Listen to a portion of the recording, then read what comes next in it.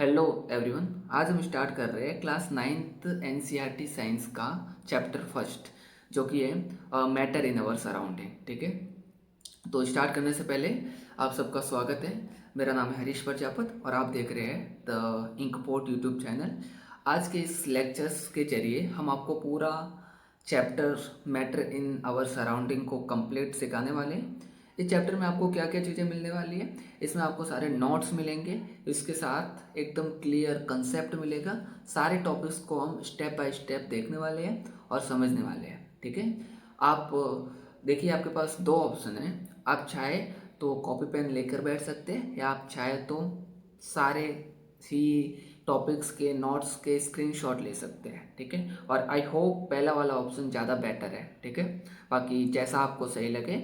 आपको अगर कोई चीज़ें समझ में नहीं आए तो आप कमेंट बॉक्स में सारे डाउट्स को पूछ सकते हैं, या हम आपको डिस्क्रिप्शन बॉक्स में अपना इंस्टाग्राम हैंडल और टेलीग्राम चैनल का लिंक्स भी दे देंगे, जहाँ से आप हमें डीएम कर सकते हैं। ठीक है, तो चलिए स्टार्ट करते हैं। वंस अगेन आप सबका बहुत बहुत स्वागत है।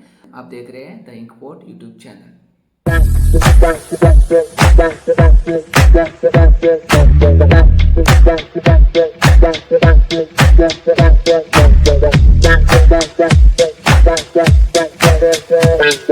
ओके, तो चैप्टर नंबर 1 स्टार्ट करने से पहले हम देखते हैं कि हमें इस चैप्टर में क्या क्या चीज़ें स्टडी करनी है, क्या क्या टॉपिक्स है जो हमें पढ़ने हैं। ठीक है, तो चलिए स्टार्ट करते हैं हमारे सिलेबस से, फर्स्ट चैप्टर के सिलेबस से, यानी फर्स्ट चैप्टर के इंडेक्स से। ठीक है, ओके।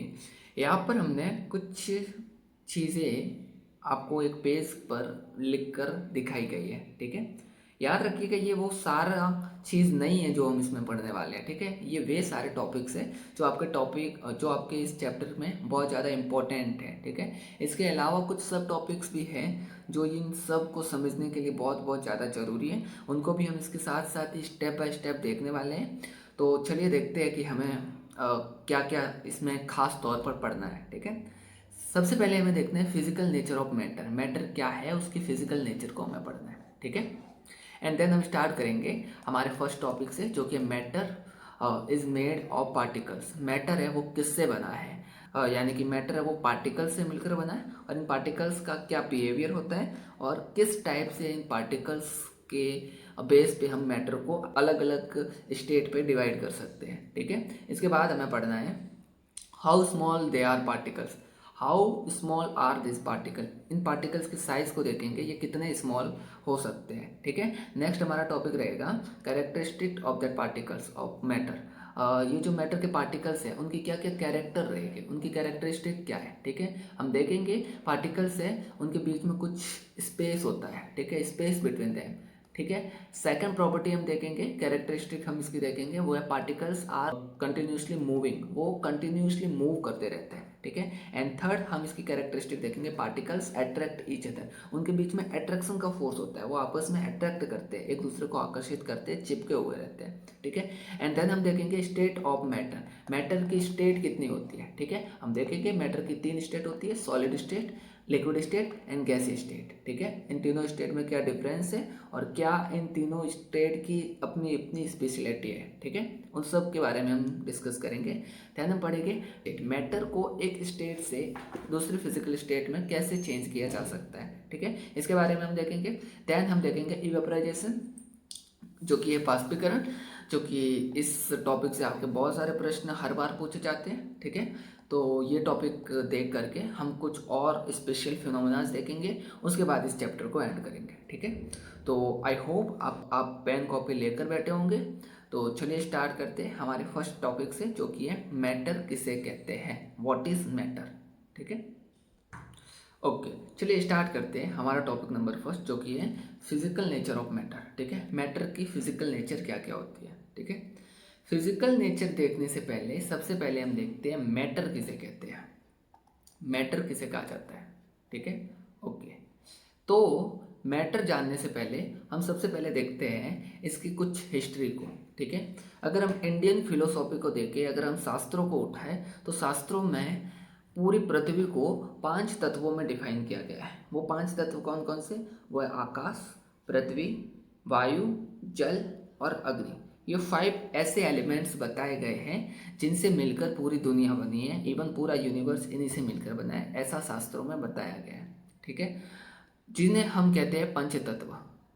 ठीक है, शास्त्रों में इन्हें पंच तत्व कहा गया है। ठीक है, और वो पंच तत्व कौन कौन से, वो है air, earth, fire, sky and water. ये हमारे 5 तत्व आते हैं according to our Indian philosophers. ठीक है, जो इंडियन फिलोसोफर्स के द्वारा जो क्लासिफिकेशन होता है मैटर का, वो 5 एलिमेंट्स पे होता है। 5 एलिमेंट्स के द्वारा इसको डिवाइड किया जाता है। बट जो मॉडर्न क्लासिफिकेशन है वो इस बेस को नहीं मानता है। मॉडर्न क्लासिफिकेशन जो है वो फिजिकल और केमिकल प्रॉपर्टीज़ को बेस मानता है। ठीक है, मॉडर्न क्लासिफिकेशन ऐसा बताता है कि जो मैटर की फिजिकल और केमिकल प्रॉपर्टी है वही इनके क्लासिफिकेशन का बेस होना चाहिए। मैटर को क्लासिफाई करने का तरीका उनकी केमिकल के साथ रिएक्शन और उनके फिजिकल कैरेक्टरिस्टिक होने चाहिए, ना कि पंच तत्व वाले उदाहरण। ठीक है, तो इस हिसाब से मैटर वे चीज़ होती है जिनके पास अपना मास होता है और वो स्पेस घेरती है, यानी कि स्पेस को ऑक्यूपाई करती है, स्पेस को ऑक्यूपाई करती है और अपना उनके पास मास होता है। उनको हम कहते हैं मैटर, उनको हम कहते हैं मैटर। ठीक है, क्या मतलब है इसका, इसका मतलब कुछ इस प्रकार से समझिए। मेरे पास ये मार्कर है। ठीक है, इस मार्कर की अपनी प्रॉपर्टीज़ है, इसके पास अपना एक वेट है और ये इस पूरे स्पेस में एक जगह घेर रहा है। ठीक है, तो मैं इसे कहूँगा कि ये मैटर है। ठीक है, ऐसी सारी चीज़ें जो स्पेस घेर रही है, जैसे हम कुछ भी चीज़ें, जितनी भी चीज़ें देख सकते हैं, जितनी भी नाउन्स है जिसे हम देख सकते हैं, वो सारी चीज़ें मैटर कही जा सकती है क्योंकि वो जगह घेरती है और उनके पास अपना मास होता है। ठीक है, इवन जो एयर है, एयर है वो भी मैटर है, यस वो भी मैटर है। वाटर है, क्या वाटर भी मैटर है, यस वाटर भी मैटर है। ठीक है, क्योंकि ये भी एक स्पेस घेरता है, इनके पास भी अपना एक वॉल्यूम होता है, इनके पास भी अपना एक मास होता है। ठीक है, आई होप मैटर के बारे में ये डेफिनेशन आपको अच्छे से समझ आई होगी।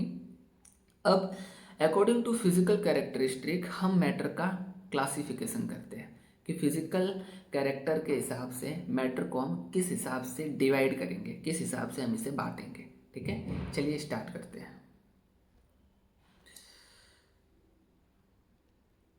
ओके, आपके पास मैटर को क्लासिफाई करने के बहुत सारे तरीके हो सकते हैं, जिसमें से एक तरीका है इसकी फिजिकल और केमिकल प्रॉपर्टीज़ के बेस पर क्लासिफाई करने का। ठीक है, मॉडर्न मॉडर्न क्लासिफिकेशन के बेस पर हम ऐसा मानते हैं कि मैटर को 2 टाइप से डिवाइड किया जा सकता है। वो 2 टाइप्स कौन कौन से हो सकते हैं, वो 2 टाइप्स हो सकते हैं फिजिकल प्रॉपर्टी और केमिकल प्रॉपर्टी ऑफ मैटर। ठीक है, फिजिकल प्रॉपर्टीज ऑफ मैटर और केमिकल प्रॉपर्टीज ऑफ मैटर। ठीक है, मैटर की केमिकल प्रॉपर्टीज को आप चैप्टर नंबर 2 में देखने वाले हैं, पर फिर भी यहाँ हम उसके बारे में थोड़ी बहुत चर्चा कर लेते हैं। मैटर की केमिकल प्रॉपर्टी में हमको देखना पड़ता है इसके इसके प्योर फॉर्म के बारे में और इसकी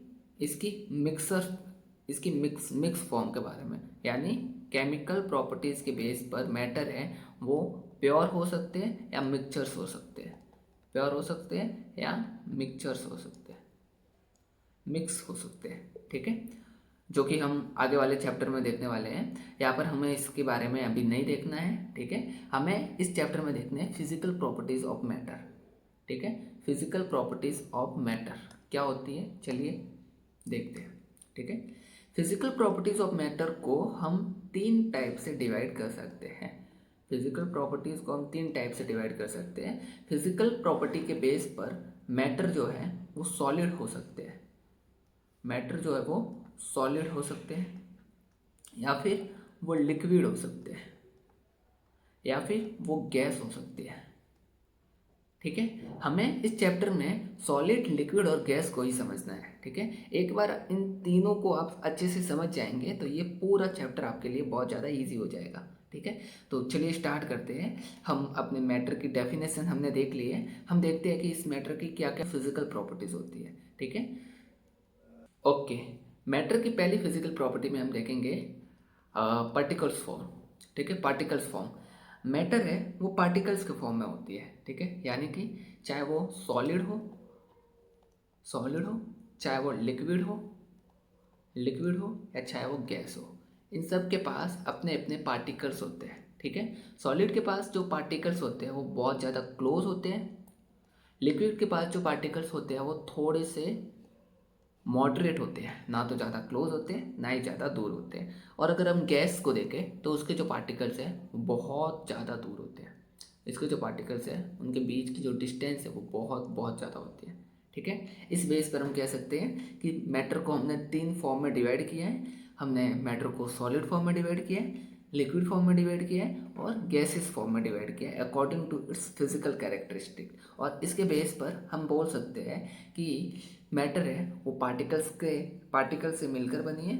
ऐसी मैटर जिसके पार्टिकल्स बहुत ज़्यादा क्लोज होते हैं उसको हम कहते हैं सॉलिड। ऐसी मैटर जिसके पार्टिकल्स मॉडरेट होते हैं, ना तो ज़्यादा क्लोज होते हैं ना ही ज़्यादा फार होते हैं, उसको हम कहते हैं लिक्विड। और ऐसे जो मैटर जिसके पार्टिकल्स बहुत बहुत ज़्यादा दूर दूर होते हैं उसे हम कहते हैं गैसीय स्टेट, ठीक है। आई होप ये तीनों जो स्टेट है इनकी जो पर्टिकुलर फॉर्म है वो आपको अच्छे से समझ आई होगी, ठीक है। चलिए कुछ आगे देखते हैं। ओके, अब हम देखते हैं how small are the particle. ये पार्टिकल कितने स्मॉल हो सकते हैं, ठीक है। ये पार्टिकल बहुत ज़्यादा स्मॉल होते हैं, बहुत ज़्यादा स्मॉल, इतने स्मॉल होते हैं कि इन्हें देखा नहीं जा सकता, ठीक है। आप हायर क्लास में देखेंगे एक साइंटिस्ट आते हैं डॉल्टन। डॉल्टन ने बताया कि अगर हम किसी भी मैटर को डिवाइड करते जाएं, अगर हम किसी मैटर को तोड़ते जाएं, मान लीजिए मैं इस चीज़ को तोड़ता हूँ, मैं इस मार्कर को तोड़ता हूँ, तो मुझे इसके 2 पार्ट्स मिलेंगे अलग अलग। अगर मैं उस 2 पार्ट को भी तोड़ूँ और उसको तोड़ता जाऊँ, इतने टुकड़े उसके कर लूँ कि उसको आगे डिवाइड करना बहुत ज़्यादा मुश्किल हो जाए, ठीक है। उस फॉर्म को मैं कहूँगा पार्टिकल, उस फॉर्म को मैं कहूँगा पार्टिकल। और ऐसे ही पार्टिकल से मिलकर बना है मैटर, ठीक है। ऐसे छोटे छोटे पार्टिकल से मिलकर बना है मैटर। और उसी बेसिक पार्टिकल को डॉल्टन ने नाम दिया था एटम। उनका कहना था वही हमारा परमाणु है, ठीक है। सारी मैटर है वो छोटे छोटे पार्टिकल से मिलकर बनी है और उन्हीं पार्टिकल्स को अकॉर्डिंग टू डॉल्टन एटम कहा जाता है, ठीक है। ओके, तो पार्टिकल्स की साइज़ क्या होती है? पार्टिकल की साइज़ बहुत ज़्यादा स्मॉल होती है, इतनी ज़्यादा स्मॉल होती है कि उसको हम अपनी नेक्ड आई से बिल्कुल नहीं देख सकते। इसको उनको देखने के लिए किसी स्पेसिफिक डिवाइस की ज़रूरत होती है जो हमें उसको देखने के लिए हेल्प करे, ठीक है। आई होप आपको पार्टिकल्स की साइज अच्छे से समझ आई होगी। नेक्स्ट टॉपिक हम देखते हैं characteristic of particles of matter. Matter के जो पार्टिकल्स हैं उनकी क्या क्या गुणधर्म होते हैं, क्या क्या कैरेक्टरिस्टिक होती है, ठीक है।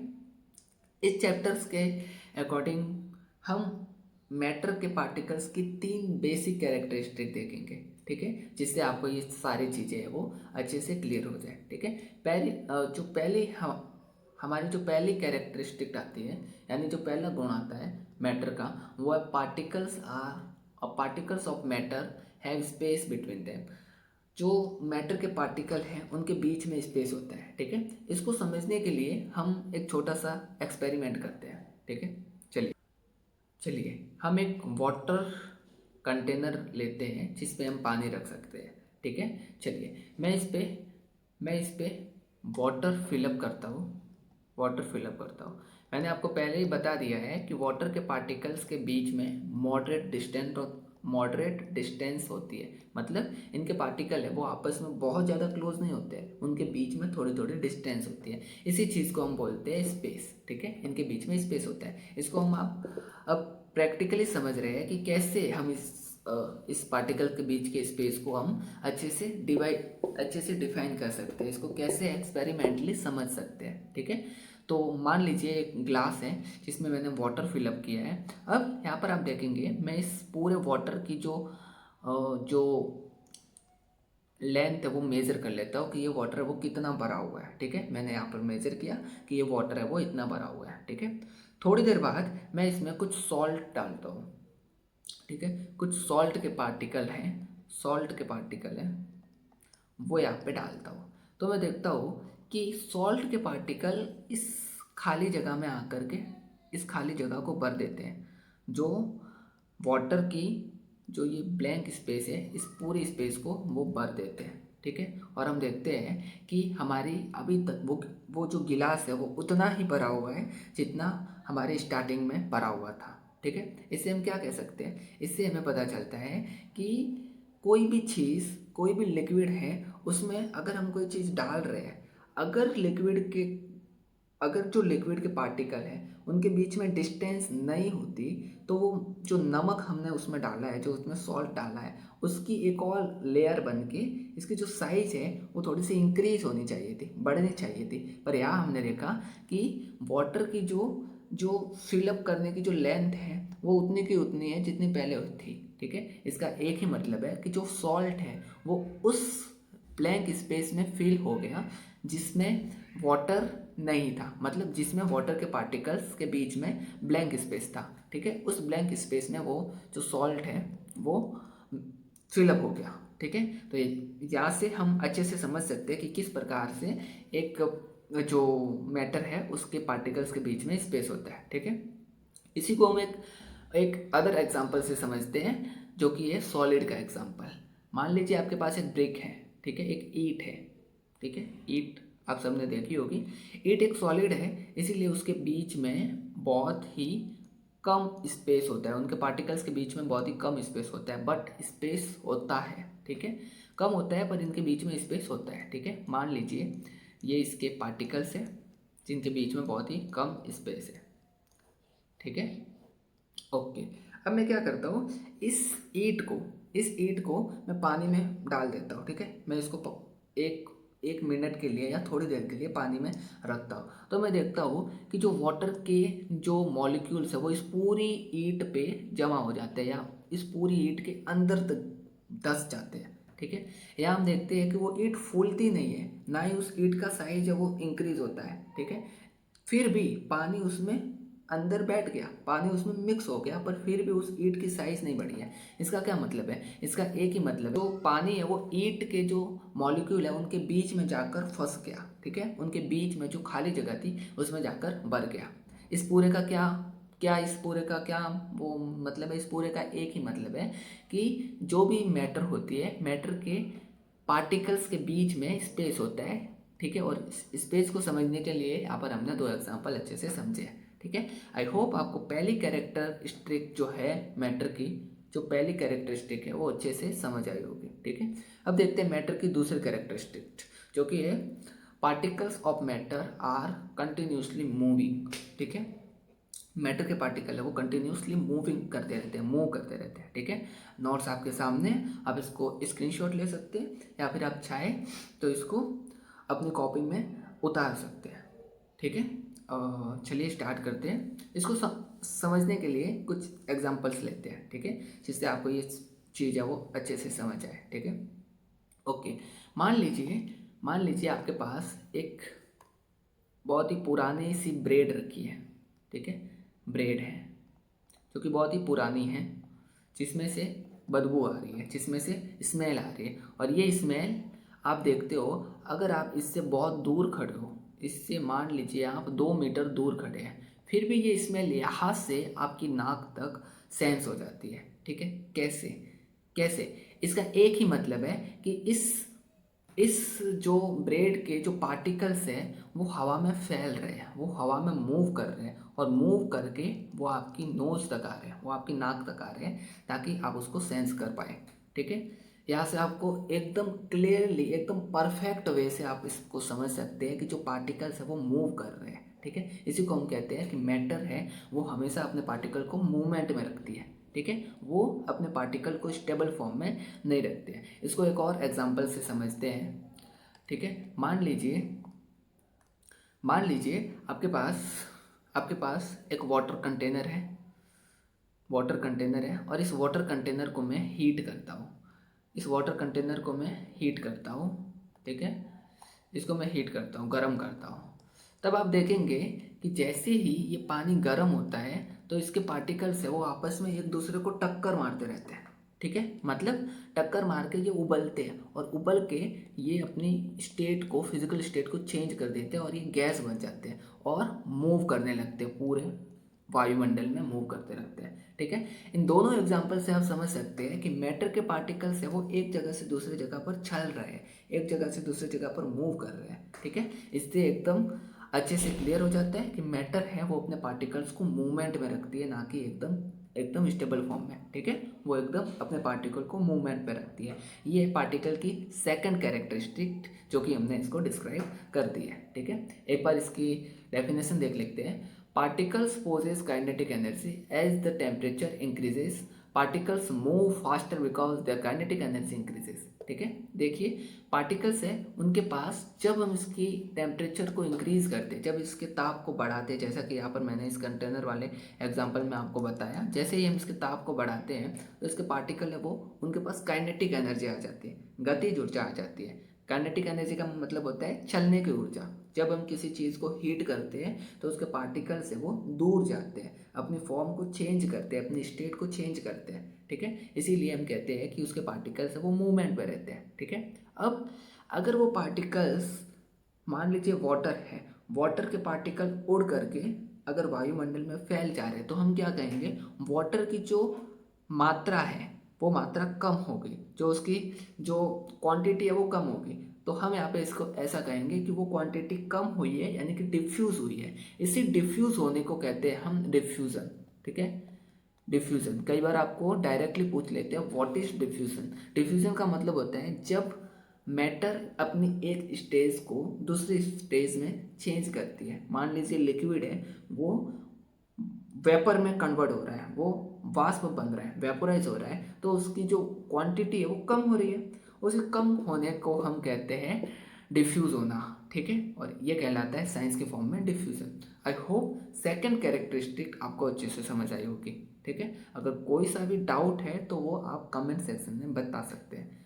ठीक है, देखते हैं हमारी थर्ड कैरेक्टरिस्टिक जो कि है particles of matter attract each other. ठीक है, देखिए हम देखते हैं ये जो पेन है वो टूट नहीं रही है।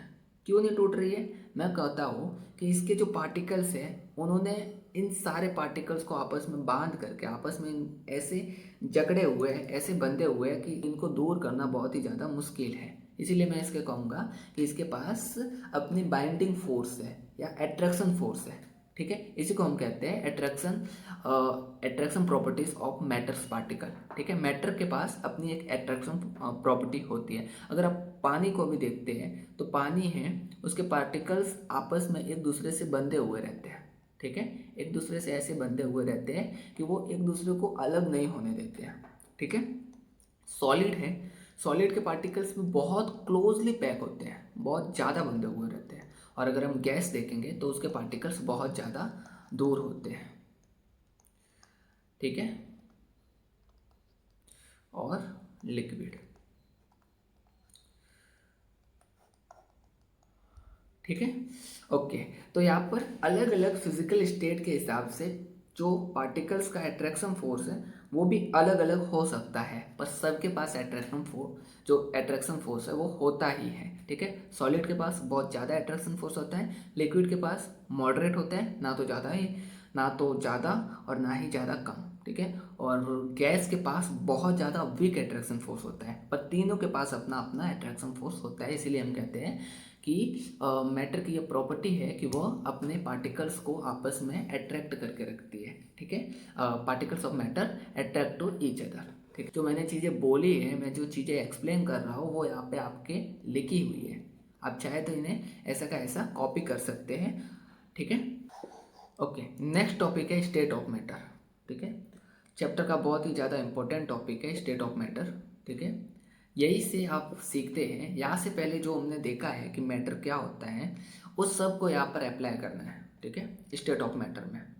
चलिए अब देखते हैं वे सारी चीज़ें जो स्थान घेरती हैं, जिनके पास मास होता है, उन सारी चीज़ों को हम अपने आसपास देख सकते हैं, उन सारी चीज़ों को हम मैटर बोलते हैं। ठीक है, जैसे कि मेरे पास ये पेन है, ठीक है, वाटर होता है या फिर ये हवा है, ये सारी चीज़ें हमारे लिए मैटर है। ठीक है, पर ये सारी चीज़ें सेम नहीं है। ठीक है, मैं देखता हूँ हवा जो है मेरे आसपास वो इतनी हल्की है कि मैं इसमें आसानी से हाथ चला सकता हूँ। ठीक है, जबकि पानी इतना हल्का नहीं है, पानी इससे थोड़ा हैवी होता है।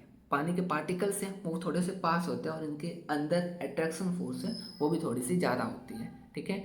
उसी से थोड़ा अलग सॉलिड है, उस इन सबसे ज़्यादा अट्रैक्शन फोर्स रखने वाला पार्टिकल्स है, वो ज़्यादा मजबूत होता है, ठीक है। उसकी एक फिक्स शेप होती है, ठीक है, जिसको तोड़ना बहुत मुश्किल रहता है। इसको तोड़ने में हमें फोर्स लगाना पड़ता है, बहुत ज़्यादा फोर्स लगाना पड़ता है, ठीक है।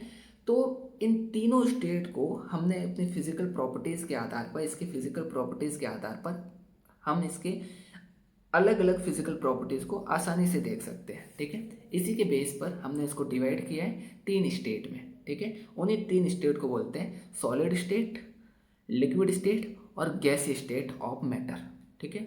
चलिए हम अच्छे से एक्सप्लेन करते हैं, एक एक पॉइंट को समझते हैं कि आखिर सॉलिड, लिक्विड और गैस में मेन अंतर क्या है, ठीक है। जैसा कि पहले आपको यहाँ पर इसके ब्लॉक्स डायग्राम देखने हैं। ये आपके सॉलिड के जो पार्टिकल्स है उनका शेप बताया गया है, उनके पार्टिकल्स बहुत ही क्लोजली पैक है। और लिक्विड के पार्टिकल्स हैं वो सॉलिड के जितने क्लोज नहीं है, वो मॉडरेट है, ना तो ज़्यादा क्लोज और ना ही ज़्यादा फार, ठीक है। उसके बाद यहाँ पे गैसीय स्टेट दी गई है और गैस के जो पार्टिकल्स हैं वो बहुत ज़्यादा दूर हैं, ठीक है। और हम अगर इसका एग्जांपल देखें तो सॉलिड जैसे कि बर्फ़ है, ठीक है, और बर्फ़ जैसे पिघल जाता है तो वो लिक्विड में कन्वर्ट हो जाता है जैसे वाटर है, और वाटर को जब हम बॉयल करते हैं तो वो वेपर में कन्वर्ट हो जाता है जैसा कि बादल है या कोई भी जो आप वेपर देखते हैं हमारे जो एटमॉस्फेयर में जो जितनी सारी हवा देखते हैं वो सारी चीज़ें क्या है, गैसेस हैं, ठीक है। ओके, इन तीनों में डिफरेंस देखते हैं और क्या क्या इन तीनों में चीज़ें हैं जो इन तीनों को अलग बनाती है और स्पेशल बनाती है, ठीक है। चलिए ओके, तो मैं सॉलिड, लिक्विड और गैस को डिफाइन करने के लिए एक टेबल फॉर्म कर रहा हूँ, ठीक है। एक टेबल बना रहा हूँ जो सॉलिड, लिक्विड और गैस को अच्छे से डिफाइन करेगी, ठीक है। Solid, liquid and gases state. Okay okay, सबसे पहले हम देखते हैं सॉलिड स्टेट, ठीक है। देन हम देखते हैं लिक्विड एंड लास्ट है गैसेस स्टेट, ठीक है। और यहाँ हम इसकी प्रॉपर्टीज को देखने वाले हैं,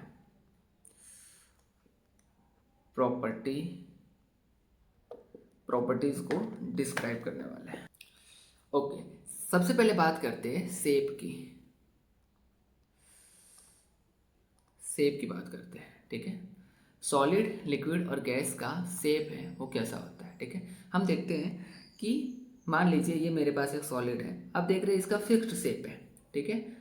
अब इसको देख रहे हैं इसका एक फिक्स शेप है, आगे से ये नुकीली है और यहाँ पर इसकी एक ग्रिप फॉर्म है जिससे मैं इसको पकड़ सकता हूँ, ठीक है। ऐसा कैसा, आपके पास कोई भी चीज़ हो सकती है। मेरे पास एक स्केल है, स्केल की भी अपनी एक फिक्स डायग्राम है, इसका एक फिक्स जो शेप है वो है। तो हम कहेंगे सॉलिड का जो शेप होता है, वो फिक्स्ड होता है, सॉलिड है उसके पास अपना फिक्स्ड शेप होता है, ठीक है। क्या लिक्विड के पास भी फिक्स्ड शेप होता है, ठीक है।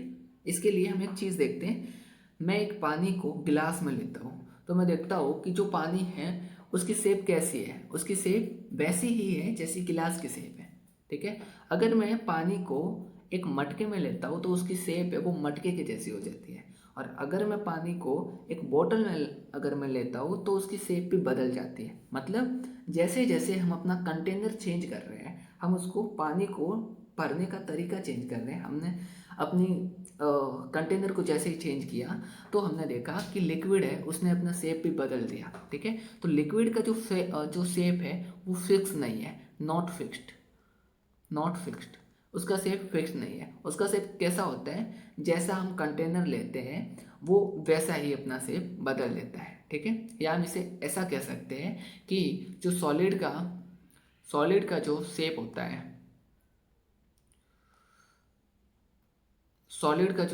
है, वो फिक्स्ड होता है, सॉलिड का जो शेप होता है वो फिक्स्ड होता है, डिफाइन होता है, और लिक्विड का फेस नॉट डिफाइन होता है, नॉट डिफाइन होता है, इसका हम शेप जो है वो डिफाइन नहीं कर सकते हैं। अब गैस है, गैस भी सेम केस है, यहाँ पर जो कमरे में जितनी भी हवा है वो कमरे के फॉर्म की है, उसका कोई फिक्स्ड शेप नहीं है, तो हम कहेंगे इसका भी नॉट फिक्स्ड शेप होता है। नॉट फिक्स्ड या हम कह सकते हैं इसको नॉट डिफाइंड शेप होता है। ठीक है, तो आपको शेप के बारे में, सॉलिड लिक्विड और गैस के शेप के बारे में अच्छे से परख हो गई होगी। नेक्स्ट हम देखते हैं क्या क्या इनके वॉल्यूम में, क्या इनके आयतन में भी कोई फ़र्क होता है। वॉल्यूम का मतलब काफ़ी हद तक इनके शेप से ही होता है। किसी चीज़ को अगर मैं एक जगह पर जमा कर रखूँ तो क्या उसका जो वॉल्यूम है वो एकदम फिक्स रहेगा, क्या उसका जो शेप है वो फिक्स रहेगा, इसी को हम कहते हैं वॉल्यूम। ठीक है, तो चलिए वॉल्यूम को हम डिफाइन करते हैं। सॉलिड का वॉल्यूम क्या होता है, इसका आयतन क्या है। आपने एट्थ क्लास में देखा है वॉल्यूम किसे कहते हैं। इसका आयतन फिक्स है, इसकी लंबाई चौड़ाई और इसकी ऊंचाई को मैं मेजर करके इसका वॉल्यूम है वो डिफाइन कर सकता हूँ। तो मैं कहूँगा इसका जो वॉल्यूम है वो एज इट इज़ डिफाइन रहेगा, ये भी डिफाइन होता है। ठीक है, डिफाइन होता है। और जो लिक्विड का जो वॉल्यूम है क्या वो भी डिफाइन होता है। क्या लिक्विड का के वॉल्यूम को मैं ज्ञात कर सकता हूँ। यस, एक ग्लास में डाले जाने वाले पानी का आयतन में मेजर कर सकता हूँ। इसके लिए आपने फॉर्मूलेज देखे हैं, आपने एट्थ क्लास में इसके फॉर्मूलेज देखे हैं, मैथमेटिक्स में आपने इसको पढ़ा है। हम एक ग्लास में भरे हुए पानी के लेवल को हम मेज़र कर सकते हैं, उसके वॉल्यूम को हम मेज़र कर सकते हैं। मैं कहूँगा जो लिक्विड का वॉल्यूम है वो डिफाइंड होता है, डिफाइंड वॉल्यूम होता है। बट गैस का वॉल्यूम डिफाइंड होता है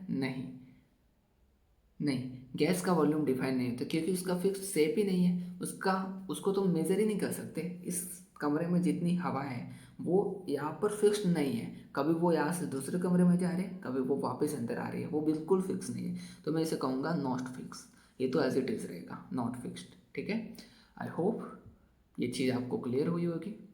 तीसरी जो इन तीनों में खास बात है वो है इनकी कंप्रेसिबिलिटी।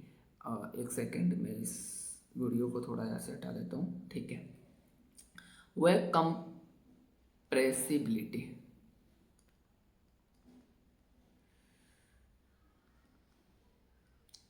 क्या मैं सॉलिड को, लिक्विड को या गैस को कंप्रेस्ड कर सकता हूँ। कंप्रेस्ड का मतलब होता है दबाना, क्या मैं उसको दबा सकता हूँ, कंप्रेस्ड कर सकता हूँ। ठीक है, सॉलिड के केस में देखते हैं। ठीक है, सॉलिड को मैं दबा सकता हूँ क्या, इसको कंप्रेस्ड कर सकता हूँ नहीं, बहुत ज़्यादा हार्ड होता है, ये बहुत ज़्यादा हार्ड है, इसमें कंप्रेसिबिलिटी क्या होती है, बहुत ज़्यादा कम होती है। इसको मैं नेगलेक्ट मान सकता हूँ या नेग्लेजिबल है, इसको मैं नगण्य मान सकता हूँ, ना के बराबर है। ठीक है, बिल्कुल कम है। ठीक है, क्या लिक्विड के पास कंप्रेसिबिलिटी होती है। यस, इसकी कंप्रेसिबिलिटी मॉडरेट होती है, मॉडरेट होती है। मॉडरेट का मतलब ना तो ज़्यादा ही, ना तो बहुत ज़्यादा होती है और ना ही बहुत ज़्यादा कम। इसको मैं काफ़ी हद तक दबा सकता हूँ पर बहुत ज़्यादा तरीके से मैं इसको कंप्रेस्ड नहीं कर सकता। जैसे मैं इसको कंप्रेस्ड कर कर वाटर से आइस क्यूब में कन्वर्ट कर सकता हूँ, उससे ज़्यादा इसको कंप्रेस हम इसको करेंगे तो बहुत ज़्यादा मुश्किल होगी। ठीक है, और गैस को क्या मैं कंप्रेस कर सकता हूँ। यस, गैस को बहुत अच्छे से कंप्रेस्ड कर सकते हैं। ठीक है, गैस को जैसे आपने देखा होगा आपके जो गैस सिलेंडर होते हैं, एलपीजी गैस सिलेंडर, उसमें आपने देखा होगा उसमें बहुत कंप्रेस्ड फॉर्म में एयर को, और जो एलपीजी गैस है उसको बहुत कंप्रेस्ड करके उसमें भरा जाता है ताकि आपको वो अच्छे से कंटेनर में बहुत ज़्यादा गैस फिलअप हो सके। ठीक है, या आप देख सकते हैं आपके पास जो परफ्यूम की बोतल होती है उसमें भी गैस को बहुत ज़्यादा कंप्रेस्ड करके फिलअप किया जाता है। ठीक है, तो सॉलिड है वो नेगलेक्ट फॉर्म में कंप्रेस्ड होती है, बहुत ही कम कंप्रेस्ड होती है। लिक्विड को हम काफ़ी हद तक कंप्रेस्ड कर सकते हैं और गैस को हम बहुत अच्छे से कंप्रेस्ड कर सकते हैं। ये थी इसकी कंप्रेसिबिलिटी। ठीक है, जिसको हम संगणनता कहते हैं हिंदी में। ओके, नेक्स्ट जो इन तीनों को खास बनाती है वो है इंटरमॉलिक्यूलर फोर्सेस। इंटरमॉलिक्यूलर फोर्स क्या होता है। ठीक है, हमने अभी अभी देखा था कि जो गैस के पार्टिकल्स हैं, जो सॉलिड के पार्टिकल्स हैं, उनके बीच में बहुत ज़्यादा फोर्स होता है, बहुत ज़्यादा अट्रैक्शन फोर्स होता है। तो मैं कहूँगा आई एम सॉरी, ये इंटरमोलिकुलर फोर्स नहीं है, ये इंटरमोलिकुलर स्पेस। इंटरमोलिक्यूलर स्पेस मतलब इनके जो मॉलिक्यूल होते हैं उनके बीच का स्पेस कितना होता है, ठीक है, वो देखते हैं, इंटरमोलिक्यूलर स्पेस। ठीक है, हम देखते हैं सॉलिड के मॉलिक्यूल के बीच में खाली जगह की जो होती है वो बहुत ज़्यादा कम होती है, बहुत ज़्यादा कम होती है। मैं इसको बोल सकता हूँ मिनिमम होती है, मिनिमम होती है। ठीक है, वापस लिक्विड के फॉर्म में क्या होता है, मॉडरेट होती है, और गैस के फॉर्म में बहुत ज़्यादा होती है। यस, इसके बाद इसके जो है वो मैं कह सकता हूँ मैक्सिमम होती है। मैक्सिमम इंटरमॉलिक्यूलर स्पेस होता है, इनके बीच की जो स्पेस है वो बहुत ज़्यादा होती है। ठीक है, नेक्स्ट हम देखते हैं, नेक्स्ट ऐसी खास बात जो सॉलिड लिक्विड और गैस को खास बनाती है वो है इनका अट्रैक्शन फोर्स। अट्रैक्शन फोर्स जो कि हमने पहले भी देखा है, पहले भी हमने देखा है इसको अभी, कि सॉलिड के पास बहुत ही ज़्यादा मैक्सिमम इंटरमॉलिक्यूलर अट्रैक्शन फोर्स होता है। ठीक है, ताकि वो आपस में बहुत ज़्यादा क्लोजली पैक्ड होते हैं। ठीक है, वही अगर मैं लिक्विड को दूँ, अगर मैं लिक्विड को देखूँ तो उसके पास मॉडरेट फोर्स होता है। ठीक है, और जो गैसेस है उनके पास बहुत ज़्यादा कम उसके पास अट्रैक्शन फोर्स होता है। तो मैं इसको कहूँगा बहुत ही ज़्यादा मिनिमम, मिनिमम फोर्स इनके पास होता है। आई होप आपको इन तीनों फॉर्म के बीच का जो रिलेशन है वो अच्छे से समझ आया होगा। ठीक है, ये बहुत ज़्यादा इंपॉर्टेंट प्रश्न होता है आपके सीबीएसई और एनसीईआरटी के सिलेबस का। ठीक है, फर्स्ट चैप्टर में ये बहुत ज़्यादा इंपॉर्टेंट है, तो आप इस पूरी टेबल को अच्छे से अपनी कॉपी में उतार दें, अपनी नोटबुक में उतार दें, या फिर इसको आप अच्छे से इसका स्क्रीनशॉट भी ले सकते हैं। ठीक है, आप इसका स्क्रीनशॉट भी अच्छे से ले सकते हैं, ये बहुत ज़्यादा इंपॉर्टेंट है। ठीक है, ओके, तो चलिए अब हम आगे देखते हैं अपना नेक्स्ट टॉपिक। ओके, नेक्स्ट हम देखते हैं एक्सेप्शंस। ठीक है, ओके, देखिए सारी चीज़ें साइंस में कुछ ऐसी चीज़ें होती है जो नियमों का पालन नहीं करती है, जो नियमों के खिलाफ चलती है, उल्टा चलती है। ठीक है, उन्हें हम कहते हैं एक्सेप्शंस। ठीक है, तो सॉलिड, लिक्विड और गैसीय स्टेट के फॉर्म में भी ऐसे बहुत सारे एक्सेप्शंस हैं, जैसा कि हम देख सकते हैं रबड़ बैंड। रबड़ बैंड देख सकते हैं। वैसे तो हमने देखा है कि सॉलिड के जो पार्टिकल्स है वो इतने ज़्यादा क्लोज होते हैं कि इनको खींचना या तोड़ना बहुत ज़्यादा मुश्किल होता है, पर रबड़ बैंड के केस में ऐसा नहीं है। रबड़ बैंड को हम जितना चाहे उतना खींच कर फैला सकते हैं। ठीक है, तो ये तो सॉलिड के जो गुण हैं उसके बारे में उनके खिलाफ जा रहे हैं, उनको उनका पालन नहीं कर रहे हैं, उनकी प्रॉपर्टीज़ को पालन नहीं कर रहे हैं। इस चीज़ को हम कहते हैं एक्सेप्शंस। और एक्सेप्स जो एक्सेप्शंस हैं उनको बहुत ज़्यादा अच्छे से आपके दिमाग में फिट करना पड़ता है। ठीक है, कुछ चीज़ें होती है जो पालन नहीं करती है नियमों का, उनको हम कहते हैं एक्सेप्शंस, और रबड़ बैंड उनमें से ही एक है। ठीक है, उसके बाद हम देखते हैं स्पॉन्ज। हमने देखा है कि सॉलिड को दबाया नहीं जा सकता, उसको कंप्रेस्ड नहीं किया जा सकता, बहुत ज़्यादा नेगलेक्ट होता है। हमने अभी अभी ऊपर सारणी में हमने देखा था कि जो सॉलिड की कंप्रेसिबिलिटी होती है वो बहुत ज़्यादा कम होती है, नेग्लेजिबल होती है।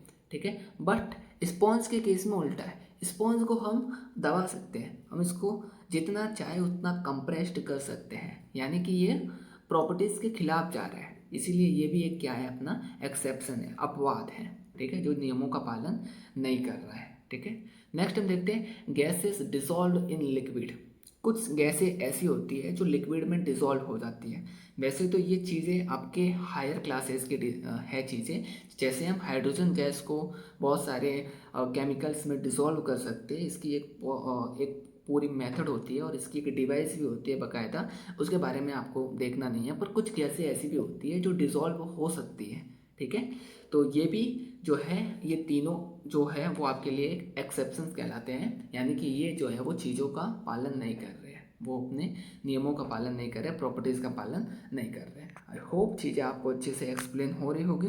अगर आपको कोई भी डाउट है तो आप कमेंट सेक्शन में अपने डाउट्स को रख सकते हैं। ठीक है, नेक्स्ट टॉपिक देखते हैं स्टेट्स। क्या हम मैटर के स्टेट्स को चेंज कर सकते हैं? ठीक है, आंसर है यस, हम मैटर की स्टेज को चेंज कर सकते हैं। हम लिक्विड को सॉलिड बना सकते हैं, हम लिक्विड को वेपर बना सकते हैं, यानी गैस बना सकते हैं। कैसे बना सकते हैं? इसकी दो कंडीशन होती है, ठीक है। इसकी दो कंडीशन है, या तो हम उसके टेम्परेचर में बदलाव ला सकते हैं, टेम्परेचर को चेंज कर सकते हैं, या हम इसके प्रेशर को चेंज कर सकते हैं। By change its temperature and pressure we can change we can change state of matter. हम किसी भी स्टेट ऑफ मैटर के टेम्परेचर और प्रेशर में बदलाव ला करके हम इसके स्टेज को चेंज कर सकते हैं। वो कैसे करते हैं, आइए हम समझते हैं। मान लीजिए आपके पास सॉलिड है, सॉलिड है, और आपके पास लिक्विड है, लिक्विड है, एंड आपके पास गैसेस है, ठीक है। मैं ले रहा हूँ टेम्परेचर, मैं ले रहा हूँ टेम्परेचर,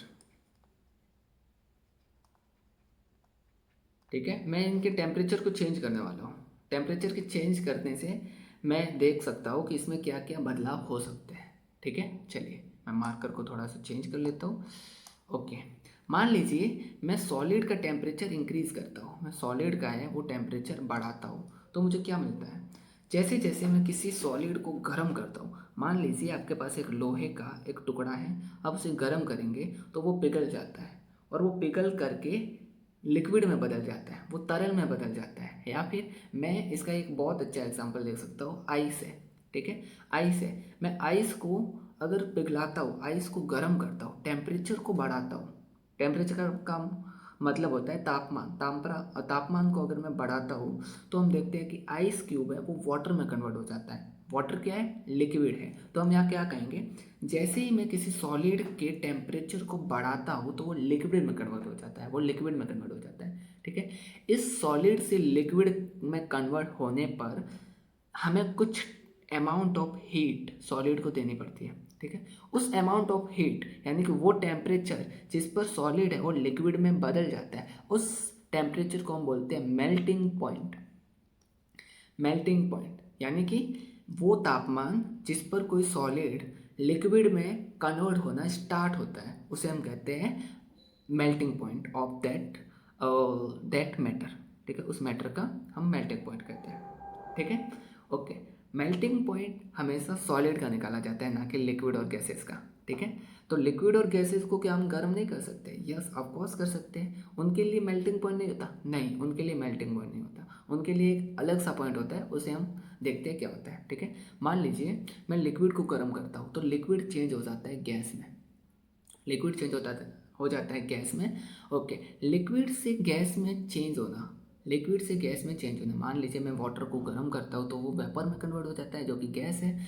ये कन्वर्ट होना हमें कहलाता है बॉईल करना। हम लिक्विड को जैसे ही बॉईल करते हैं तो वो गैस में कन्वर्ट हो जाता है, इसको हम कहते हैं boiling point, BP, boiling point. वह टेम्परेचर, वह फिक्स टेम्परेचर जिस पर कोई लिक्विड गैस में कन्वर्ट होना स्टार्ट करता है, उस टेम्परेचर को कहते हैं, उस अमाउंट ऑफ हीट को हम कहते हैं boiling point of that state of matter, ठीक है। एंड देन हम लास्ट देखते हैं, हम देखते हैं क्या हम गैस से सॉलिड बना सकते हैं, गैस से सॉलिड में कन्वर्ट कर सकते हैं? यस, हम गैस से सॉलिड में भी कन्वर्ट कर सकते हैं। इसके लिए एक अलग प्रोसेस होती है, इसके लिए एक अलग प्रोसेस होती है जिसे हम कहते हैं सब्लिमेशन, सब्लिमेशन प्रोसेस। हम सब्लिमेशन प्रोसेस को फॉर्म करके सॉलिड को डायरेक्टली गैस में कन्वर्ट कर सकते हैं, यानी कि वह टेम्परेचर जिस पर कोई गैस डायरेक्ट सॉलिड में कन्वर्ट हो जाती है, या कोई सॉलिड, सॉरी ये हमने उल्टा देखा है, सब्लिमेशन प्रोसेस उल्टी होती है, वो सॉलिड से गैस होती है, ना कि गैस से सॉलिड, ठीक है। हमें सॉलिड से गैस में कन्वर्ट करने के लिए एक फिक्स अमाउंट ऑफ हीट देना पड़ता है, जो बिना लिक्विड में कन्वर्ट हुए सीधा सॉलिड से गैस में कन्वर्ट हो जाते हैं, उसे हम कहते हैं सब्लिमेशन प्रोसेस, ठीक है। ये है अकॉर्डिंग टू टेम्परेचर हम किस प्रकार से एक स्टेज ऑफ मैटर को दूसरी स्टेट ऑफ मैटर में कन्वर्ट कर सकते हैं। आई होप ये चीज़ें आपको अच्छे से समझ आई होगी, ठीक है। इसको हम आइस के एग्जाम्पल से समझ सकते हैं। आइस, आइस को मुझे वाटर में कन्वर्ट करना है तो मुझे इसका मेल्टिंग पॉइंट इंक्रीज़ करना पड़ेगा। ठीक है, वाटर को अगर मुझे वेपर में कन्वर्ट करना है, गैस में कन्वर्ट करना है, तो मुझे इसका बॉइलिंग पॉइंट इंक्रीज़ करना पड़ेगा, यानी हम मुझे इसको कुछ अमाउंट ऑफ हीट देना पड़ेगा जिससे जो वाटर है वो उबलना स्टार्ट करे, वो बॉयल करना स्टार्ट करे। ठीक है, आई होप ये चीज़ें आपको क्लियर होगी। ओके, तो यहाँ पर हमने effect of change in temperature अच्छे से बताया है। जो भी मैंने अभी आपको चीज़ एक डायग्राम से बताई है उसको यहाँ पर लिखा गया है। आप चाहो तो इसको ऐसा कैसा कॉपी कर सकते हैं। ठीक है, यहाँ पर दिया गया है, ये वही चीज़ें हैं जो अभी हमने एक्सप्लेन की है। ठीक है, व्हेन अ सॉलिड हीटेड, जब हम सॉलिड को हीट करते हैं, it's kinetic energy of its particle increases, उसकी काइनेटिक एनर्जी इंक्रीज कर जाती है जिससे वो मेल्ट होना स्टार्ट करता है। उसको हम कहते हैं इसका मेल्टिंग पॉइंट। ठीक है, इसी को हम कहते हैं इसका मेल्टिंग पॉइंट। मेल्टिंग पॉइंट क्या होता है? वह टेम्परेचर जिस पर कोई सॉलिड है वो लिक्विड में कन्वर्ट होना स्टार्ट होता है। ये हमारा टॉपिक है, what is latent heat fusion. Latent heat fusion क्या होता है? ठीक है, चलिए समझते हैं। सबसे पहले हम एक एग्जांपल देखते हैं ताकि ये चीज़ आपको एकदम क्लियर हो जाए। ठीक है, what is latent heat fusion. मान लीजिए मेरे पास एक आइस क्यूब है, मेरे पास एक आइस क्यूब है। ठीक है, आइस है, बर्फ है। अब मैं इसको एक फिक्स एनर्जी देता हूँ, इसको मैं हीट करता हूँ ताकि ये कन्वर्ट हो जाए लिक्विड में, कन्वर्ट हो जाए वाटर में, जो कि एक लिक्विड है। ठीक है, ये चीज़ हमने पढ़ रखी है अभी जस्ट हमारे प्रीवियस टॉपिक में हमने इसको देखा है कि जब हम किसी सॉलिड को हीट देकर एक फिक्स अमाउंट ऑफ टेम्परेचर पर इसको मेल्ट करते हैं, यानी कि यह लिक्विड में कन्वर्ट हो जाता है। ठीक है, और इस चीज़ को हमने बोला था मेल्टिंग पॉइंट, वो अपने मेल्टिंग पॉइंट पे कन्वर्ट होना स्टार्ट हो जाता है। ठीक है, पर यहाँ पर एक बात बहुत ज़्यादा नोटेड है, वो बात ये है कि जैसे ही मैं इसको हीट दे रहा हूँ तो ये वाटर में कन्वर्ट तो हो रहा है, पर ये तब तक इसका जो टेम्परेचर है, बट जो इसका टेम्परेचर है वो तब तक कांस्टेंट रहता है जब तक ये पूरी तरह से वाटर में कन्वर्ट नहीं हो जाता। ठीक है, मतलब क्या है? मतलब ये है कि जैसे मान लीजिए मैं इसको टेम्परेचर दे रहा हूँ, मैं इसको हीट कर रहा हूँ और ये एक एक्स डिग्री पर, एक्स सेल्सियस पर अगर ये पिघलना स्टार्ट करता है तो इसका टेम्परेचर जो इसका टेम्परेचर है वो एक्स डिग्री ही बना रहेगा। कब तक बना रहेगा? जब तक ये पूरी तरह से वाटर में कन्वर्ट नहीं हो जाता। ठीक है, अगर ये पूरी तरह से वाटर में कन्वर्ट हो रहा है, इसके लिए इसको एक्स डिग्री टेम्परेचर चाहिए, तो जो हम हीट दे रहे हैं वो हीट जा कहाँ रही है? वो हीट जा रही है इस पूरे आइस में, जो इसके बॉन्ड है, इस बॉन्ड को तोड़ने में। ठीक है, तो जब तक ये सारे बॉन्ड, सारे आइस में जो वाटर के जो मॉलिक्यूल्स है जो एकदम क्लोजली पैक्ड हैं, उनको तोड़ने में ये सारी हीट यहाँ पर खर्च हो जा रही है। ठीक है, इसको मैं कहता हूँ हाइड एनर्जी। इसको मैं कहता हूँ हाइड एनर्जी। इसका काम है ये सारे बॉन्ड को तोड़ करके वाटर में इसको कन्वर्ट करना। ठीक है, या नोटेड पॉइंट क्या है? नोटेड पॉइंट ये है कि जब तक ये आइस क्यूब पूरी तरह से वाटर में कन्वर्ट नहीं हो जाता, इसका जो टेम्परेचर है वो कांस्टेंट बना रहता है। इसी कांस्टेंट टेम्परेचर को कहते हैं latent heat fusion. Latent heat fusion. I hope latent heat fusion आपको अच्छे से डिफाइन होगा। ठीक है, हम अगर इसकी डेफिनेशन को देखें तो the amount of heat energy required to change 1 kilograms of a solid into a liquid. ठीक है, at atmospheric pressure at this melting point. उसके मेल्टिंग पॉइंट पर 1 किलो किसी 1 किलो सॉलिड को पिघलने में जितना अमाउंट ऑफ हीट की नीड होती है, 1 किलो यहाँ पर एक यूनिटरी वेट लिया गया है, यहाँ पे एक यूनिटरी अमाउंट लिया गया है। ऐसा फिक्स नहीं है कि आपको 1 किलो ही दिया जाएगा। ये डेफिनेशन को अच्छे से एक्सप्लेन करने के लिए हम इसको यूनिटरी अमाउंट में कोई भी चीज़ को लेते हैं, 1 किलो है या कोई भी चीज़ आप इसमें ले सकते हैं। ठीक है, आई होप आपको ये जो लेटेंट हीट फ्यूजन है वो अच्छे से कंफर्म हो गया होगा। ठीक है, एक बार वापस देखते हैं लेटेंट हीट फ्यूजन क्या होते हैं। किसी भी सॉलिड को लिक्विड में कन्वर्ट करने के लिए हम टेम्परेचर उसे देते हैं। ठीक है, तब सॉलिड के पास अपना टेम्परेचर है वो कांस्टेंट रहता है। कब तक? जब तक वो सॉलिड पूरी तरीके से लिक्विड में कन्वर्ट नहीं हो जाता। इसी टेम्परेचर को हम बोलते हैं, इसी हीट को हम बोलते हैं लेटेंट हीट फ्यूजन। ठीक है, नेक्स्ट देखते हैं how temperature affect on liquid to gas. हम लिक्विड से गैस में किस प्रकार से स्टेज को चेंज करते हैं। हमने देखा था आगे एक चार्ट बनाकर कि जैसे ही हम लिक्विड को हीट देते हैं तो ये गैस में कन्वर्ट हो जाता है। बेसिक सी बात है, ये हमने अभी पढ़ी थी। इसी को हम कहते हैं कि लिक्विड है वो एक फिक्स टेम्परेचर पर बॉईल करना स्टार्ट करता है और बॉईल करके वो अपना स्टेज है वो चेंज करता है in the form of gas. ठीक है, तो इसी चीज़ को, उसी टेम्परेचर को हमने यहाँ पर बोला था बॉइलिंग पॉइंट ऑफ लिक्विड का बॉइलिंग पॉइंट, जो कि हर लिक्विड के लिए अलग अलग बॉइलिंग पॉइंट होता है। ठीक है, और हमने जो चीज़ समझी थी वो यहाँ पर राइट डाउन की हुई है। आप चाहो तो इसे अच्छे से लिख सकते हैं। ठीक है, या फिर आप चाहे तो इसका स्क्रीनशॉट भी ले सकते हैं। ठीक है, चलिए अब जो यहाँ पर भी बात समझने की है वो what is latent heat vaporization. जैसा हमने लेटेंट हीट फ्यूजन देखा है वैसा ही चीज़ है लेटेंट हीट वेपराइजेशन, यानी कि वेपर बनने के टाइम पर या मैं इसको ऐसा कहूँ कि मान लीजिए आपके पास वाटर है और वाटर को जब हम हीट देते हैं तो वो बॉयल होता है अपने बॉइलिंग टेम्परेचर पे, बॉइलिंग पॉइंट पे, और फिर वो बॉयल होकर के वेपर बन जाता है, यानी कि वाष्प बन जाता है, भाप बन जाता है। अब जिस पॉइंट पर वो बॉयल हो रहा है उस पॉइंट को हम कहते हैं बॉइलिंग पॉइंट। ठीक है, बट मान लीजिए ये वाटर है तो ये बॉयल कब तक होगा, ये तब तक बॉयल होता रहेगा जब तक ये पूरी तरह से वेपर में नहीं कन्वर्ट हो जाता। ठीक है, और उस टाइम में जो वाटर का जो टेम्परेचर रहेगा, जो वाटर के पास अमाउंट ऑफ हीट रहेगी वो कांस्टेंट रहेगी। उसी कांस्टेंट अमाउंट ऑफ हीट को हम बोलते हैं लेटेंट हीट ऑफ वेपराइजेशन। ठीक है, latent heat of vaporization. I hope ये भी चीज़ आपको क्लियर होगी। ये भी लेटेंट हीट ऑफ फ्यूजन के जैसा ही है। इसमें आपको बस वाटर से वेपर में कन्वर्ट करना है और फ्यूजन के टाइम में आपको सॉलिड से लिक्विड में कन्वर्ट करना होता था। ठीक है, चलिए ये चीज़ तो आपको समझ में आ गई।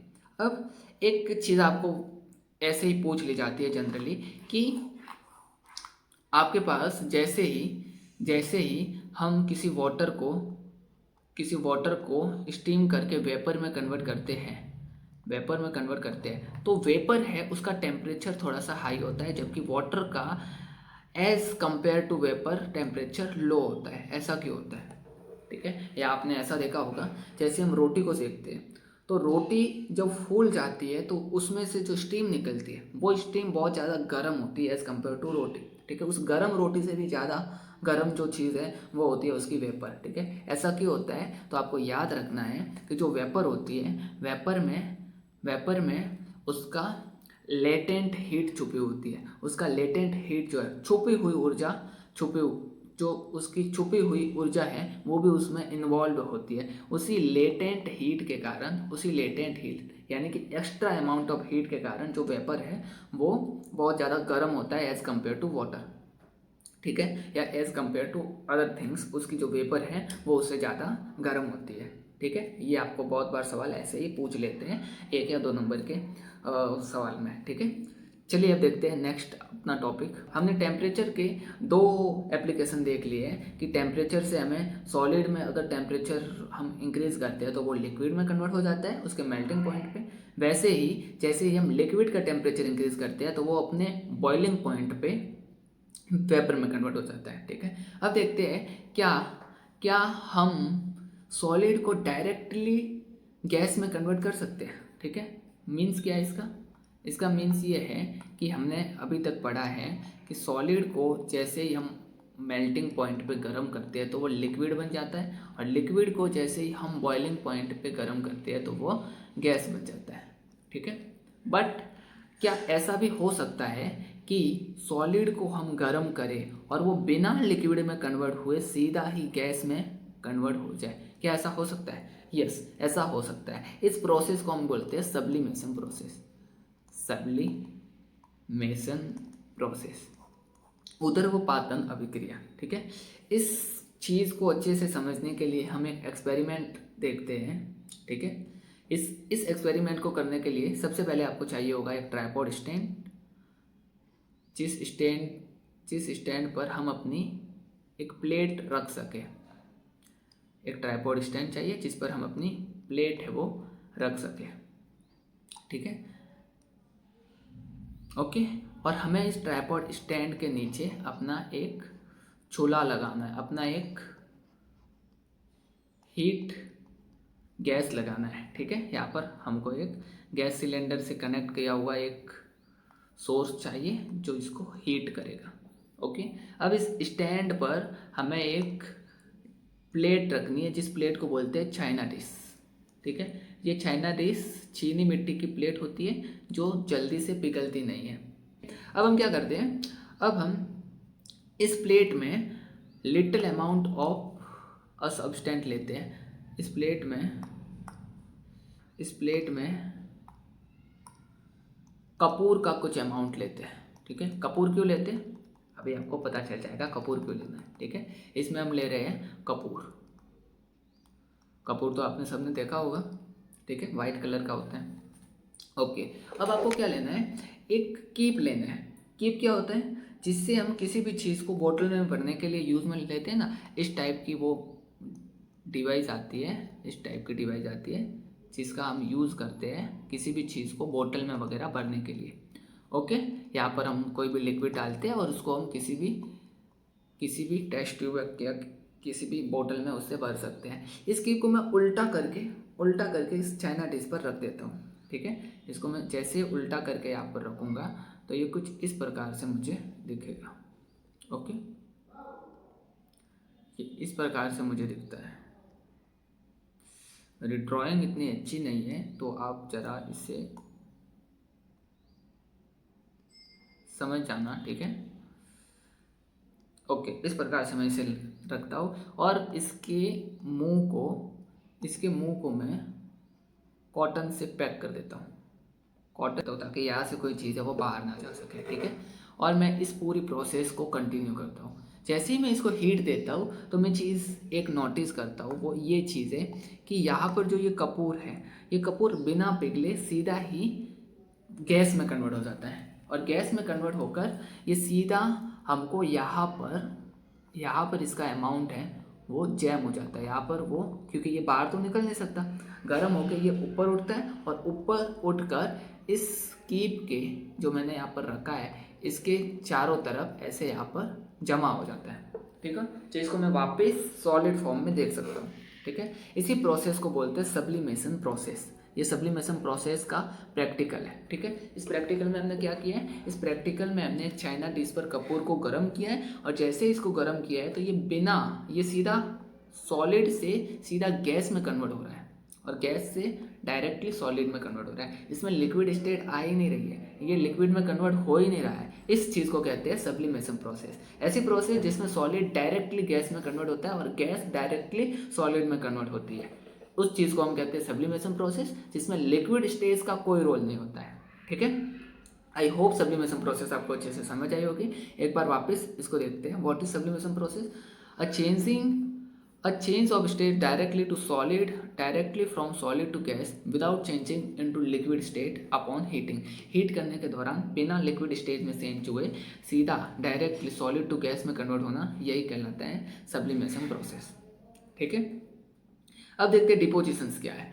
डिपोजिशंस क्या है, the direction transfer to the gas into the solid without changing into liquid. अब इसका जो उल्टा हमने देखा कि सॉलिड से लिक्विड में कन्वर्ट होना सब्लिमेशन कहलाता है, सब्लिमेशन कहलाता है। इसी का उल्टा लिक्विड से डायरेक्टली सॉलिड में कन्वर्ट होना, लिक्विड से डायरेक्टली सॉलिड में कन्वर्ट होना, यह कहलाता है deposition. Deposition. I hope deposition और सब्लिमेशन प्रोसेस आपको अच्छे से समझ आई होगी। यहाँ पर कपूर का एग्जाम्पल लिया है, आप कपूर की जगह पर अमोनियम क्लोराइड का भी एग्जाम्पल ले सकते हैं। अमोनियम क्लोराइड और कपूर दोनों एक ही चीज़ है जिनको हम गर्म करने पर यह सब्लिमेशन और डिपोजिशन प्रोसेस को शो करती है, ठीक है। तो हमने टेम्परेचर के बेस पर किस प्रकार से जो मैटर है वो अपनी स्टेज को चेंज करती है उसको हमने समझा। अब हम देखते हैं कैसे प्रेशर के बिहेव्स पर, प्रेशर के चेंज पर कैसे जो चीज़ें हैं वो एक दूसरे में कन्वर्ट होती हैं, ठीक है। चलिए देखते हैं। Effect of change to pressure, ठीक है। किस प्रकार से हम प्रेशर को घटाते हैं या बढ़ाते हैं, जो मैटर है वो किस प्रकार से प्रेशर पर अपनी स्टेज को चेंज करती है, ठीक है। Applying pressure or reduce temperature can during particles of matter close together changing its state. देखिए, हम जैसे ही टेम्परेचर को इंक्रीज करते हैं तो जो मैटर के पार्टिकल्स हैं वो दूर जाते हैं, और जब हम प्रेशर को इंक्रीज करते हैं, जब किसी चीज़ को प्रेशर से दबाते हैं तो उसके जो पार्टिकल्स है वो पास पास में आ जाते हैं, ठीक है। तो जो चीज़ें हमने टेम्परेचर के इंक्रीज करने पर पढ़ी थी, उन्हीं चीज़ को जब हम रिवर्स कर देते हैं तो वो सब चीज़ें प्रेशर के लिए अप्लाई हो जाती है, ठीक है। जैसे हम गैस को प्रेशर लगाकर अगर मैं उसे क्लोजली टाइट कर देता हूँ तो गैस है वो लिक्विड में कन्वर्ट हो जाती है, ना कि सॉलिड में, ठीक है।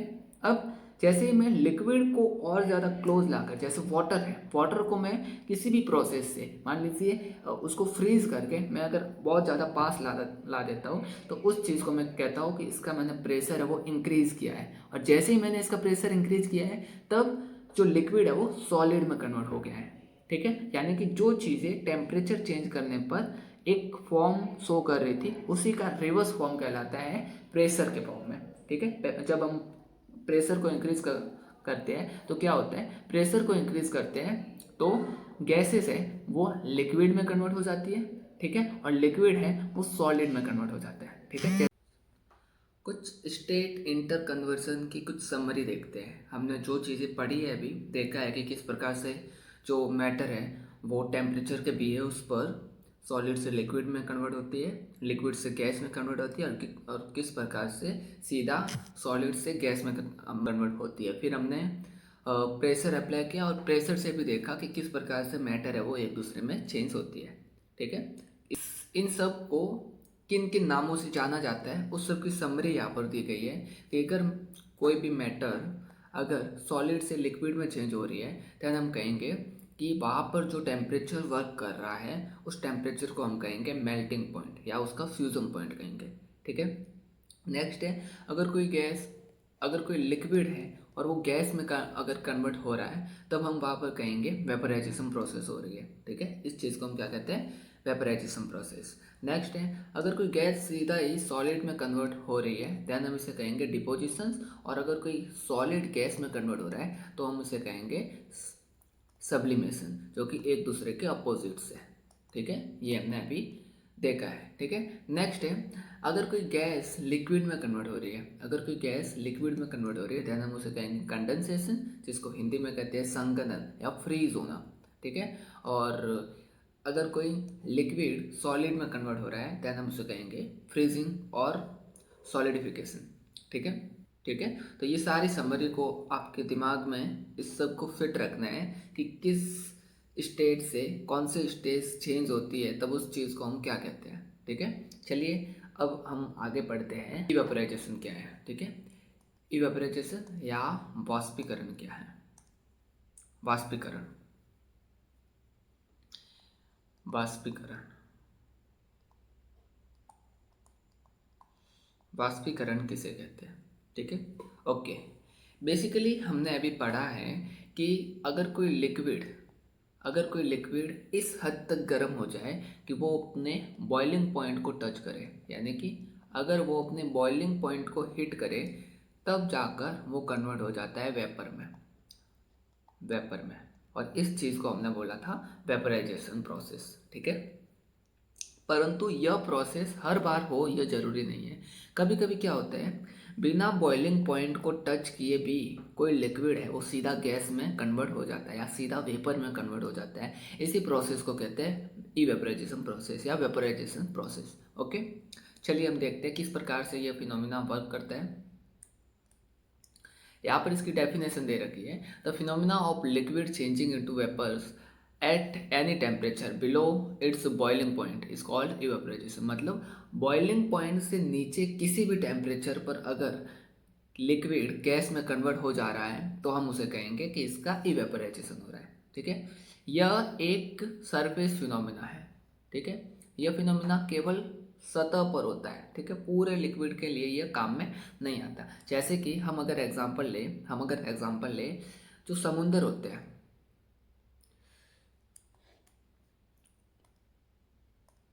जो समुंदर होते हैं, उन समुंदर को अगर हम अच्छे से देखें, ठीक है, जो सी लेवल है, अगर हम उसको अच्छे से देखें तो जैसे ही उस पर सूरज की रोशनी पड़ती है, जैसे ही उस पर सूरज का तापमान पड़ता है, तो समुंदर की जो समुंदर की जो ऊपर वाली परत है वो गर्म हो जाती है, और गर्म होकर वो वेपर में कन्वर्ट हो जाती है, वह बादल बनाती है। ठीक है, ये चीज़ें हमने बहुत ही छोटी छोटी क्लासों में 6-7 क्लासों में इसको पढ़ा है हमने। ठीक है, क्लाउड का फॉर्मेशन कैसे होता है, ये सब चीज़ें हमने आगे प्रीवियस क्लास में हमने देखी है। ठीक है, बट यहाँ पर जो मेन चीज़ है वो क्या है, यहाँ पर केवल उसी चीज़ का वेपोराइजेशन हो रहा है जो इसकी सतह पर है, यानी ये इसकी जो सरफेस पे जो वाटर के मॉलिक्यूल्स है, उन मॉलिक्यूल्स का ही वेपोराइजेशन हो रहा है। ठीक है, और वेपर का जो बॉइलिंग पॉइंट होता है, सॉरी, जो वाटर का जो बॉइलिंग पॉइंट होता है, वाटर का बॉइलिंग पॉइंट होता है 100 डिग्री सेल्सियस। 100 डिग्री सेल्सियस मतलब 100 डिग्री सेल्सियस का टेम्परेचर जब हम वाटर को देते हैं तब वह उसके बॉइलिंग पॉइंट को हीट कर जाता है, यानी वो उबलने लगता है। परंतु यहाँ पर समुद्र का पानी उबलता नहीं है। सी वाटर यूँ नहीं है कि जैसे ही उस पर सनलाइट पड़ रही है तो वो उबल कर वेपर में कन्वर्ट हो रहा है, नहीं, वो ऐसा नहीं करता। फिर भी यहाँ पर हम देखते हैं कि वेपर बन रही है। ठीक है, बिना 100 डिग्री सेल्सियस टेम्परेचर हुए भी वेपर बन रही है। इसी फिनोमिना को हम बोलते हैं इवेपोराइजेशन। हम यहाँ पर क्या कहेंगे कि यहाँ पर जो है वो सी वाटर जो है उसकी जो ऊपर की परत है उस परत का इवेपोराइजेशन हो रहा है। ठीक है, इसी फिनोमिना को हम बोलते हैं इवेपोराइजेशन फिनोमिना। ओके, आई होप ये चीज़ आपको अच्छे से क्लियर होगी।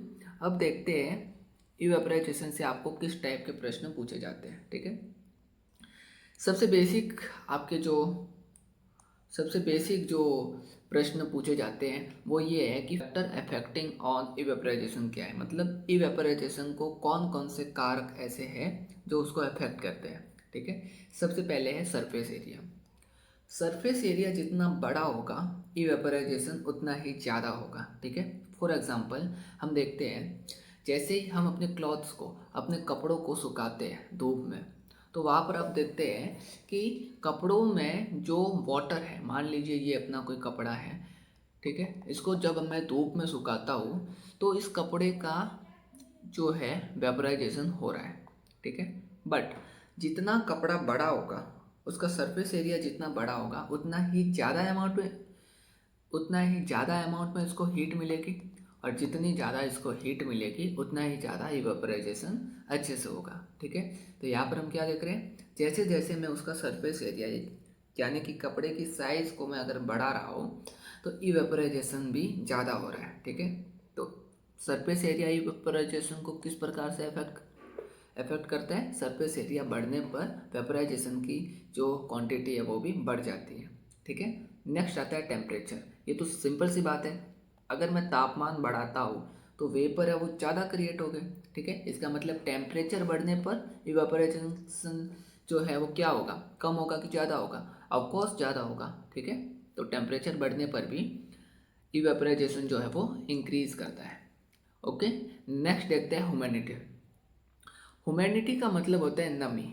हमारे आसपास का माहौल अगर नम वाला है, मतलब सूखा नहीं है, जैसे कि मान लीजिए बरसात होती है, बरसात के टाइम में आपने देखा होगा हमारे चारों तरफ नमी चाहिए रहती है। ठीक है, ह्यूमिडिटी चाहिए रहती है। ठीक है, मतलब छोटी छोटी पानी की बूंदें हमारे पूरे वायुमंडल में घूमती रहती है। ठीक है, अब आप बताइए कि अगर वायुमंडल में पहले से पूरा माहौल ठंडा है तो हमारे किसी कपड़े से जिसका वेपोराइजेशन हो रहा है या किसी वाटर सोर्स से जिसका वेपोराइजेशन हो रहा है वो ज़्यादा होगा कि कम होगा, ऑफकोर्स वो कम होगा। क्यों कम होगा, क्योंकि पहले से पूरे वातावरण में नमी छाई हुई है। वेपोराइजेशन क्या होता है, जैसे ही गर्मी पड़ती है तो वेपर क्रिएट होते हैं। ठीक है, बिना उसको बॉइलिंग पॉइंट को टच किए। ठीक है, अगर पहले से ही आसपास माहौल नम है तो वेपर क्रिएट होने में थोड़ा मुश्किल होगा। ठीक है, इसी चीज़ को बोलते हैं कि जैसे जैसे ह्यूमिडिटी इंक्रीज होती है इवेपोराइजेशन डिक्रीज होता है, कम होता है। ओके, आई होप ये आपको अच्छे से समझ आया होगा। नेक्स्ट है विंड स्पीड। अगर हवाएं ज़्यादा चलेगी तो वेपोराइजेशन क्या होगा, इंक्रीज होगा कि कम होगा, ऑफकोर्स इंक्रीज होगा। क्यों, हवा आपके कपड़े को अच्छे से सुखा देती है। ठीक है, इसके बारे में आपको अच्छे से बताने की ज़रूरत नहीं होनी चाहिए। जैसे हवा चलती है तो वेपर्स है वो अच्छे से एक कपड़े से जो वेपर्स है वो अच्छे से बाहर की तरफ निकल सकते हैं, ठीक है। तो जैसे जैसे विंड की स्पीड यानी कि हवा की स्पीड बढ़ती है हमारा वेपोराइजेशन भी अच्छे से वर्क करता है, यानी कि वो अच्छे से इवेपोराइजेशन की कंडीशन है वो फॉलो करता है। आई होप जो फैक्टर इवेपोराइजेशन को अफेक्ट करते हैं उनके बारे में आपको अच्छे से नॉलेज हो गई होगी, ठीक है। ये आपके लिए इम्पोर्टेंट प्रश्न हो सकता है कि इवेपोराइजेशन को कौन कौन से प्रोसेस कौन कौन से जो फैक्टर है वो अफेक्ट करते हैं, ठीक है। तो ये 4 फैक्टर हमने देखे हैं। नेक्स्ट है हाउ इवेपोराइजेशन कॉजेज कूलिंग, ठीक है। देखिए इवेपोराइजेशन है वो ठंडक बढ़ाता है, यानी कि चीज़ों को वो ठंडी करता है, ठीक है। क्यों करता है, कैसे करता है, इसके बारे में देखते हैं। मान लीजिए आपके पास एक मटका है, ठीक है। मटका सबके घर में होता है, या अगर नहीं है तो भी आपको पता होगा मटका कैसा होता है। मान लीजिए मटका है, आपने देखा होगा मटके का पानी हमेशा ठंडा रहता है, ठीक है। अपने आसपास के माहौल से मटके का पानी जो है वो ठंडा रहता है, ठीक है। आखिर क्या कारण है कि मटके का पानी ठंडा रहता है, चलिए इस बारे में समझते हैं। जैसे ही मैं मटके में पानी डालता हूँ, ठीक है, तो हमें पता होना चाहिए कि किसी भी पॉट में, किसी भी घड़े में या किसी भी मटके में छोटे छोटे से छेद होते हैं, इतने बारीक से छेद होते हैं जहाँ से ये जो वाटर है वो रिसता रहता है, ठीक है। और जैसे ही ये वाटर यहाँ से रीस करके बाहर अपनी परत को बनाता है तो जो वायुमंडल है वो इसके सरफेस पे इवेपोराइजेशन प्रोसेस को कंडक्ट करवाता है। मतलब वहाँ की सरफेस है वो उस सरफेस को, मटके के बाहर की सरफेस के वाटर को वहाँ से वेपर में कन्वर्ट कर देती है, उसको वेपराइज कर देती है।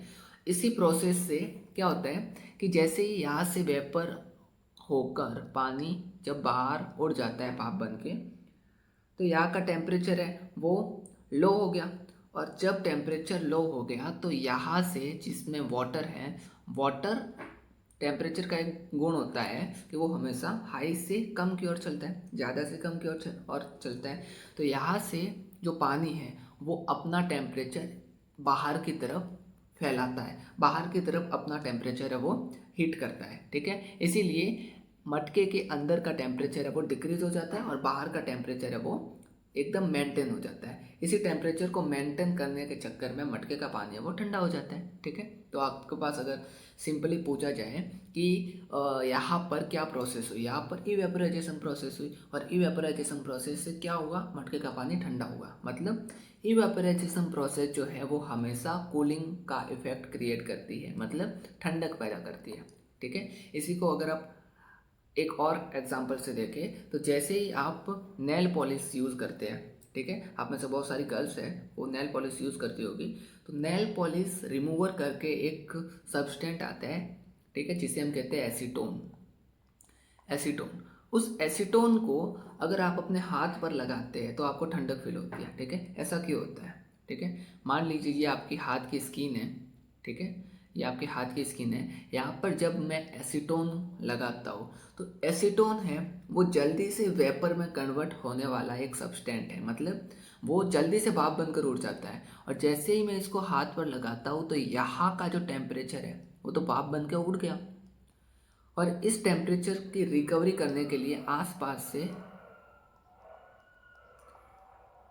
से और बॉडी से टेम्परेचर है वो इस तरफ हिट करता है, ठीक है। और इसी चक्कर में हमको यहाँ पर ठंडक फील होती है, ठीक है। तो बेसिकली यहाँ पर भी क्या हो रहा है, वेपोराइजेशन हो रहा है और वेपोराइजेशन के चलते हमको यहाँ पर शीतलन का इफेक्ट देखने को मिलता है, यानी कि कूलिंग का इफेक्ट देखने को मिलता है। आई होप कि आपको यह चीज़ एकदम क्लियर होगी कि किस प्रकार से इवेपोराइजेशन है वो कूलिंग का इफेक्ट क्रिएट करता है, ठीक है। चलिए नेक्स्ट देखते हैं।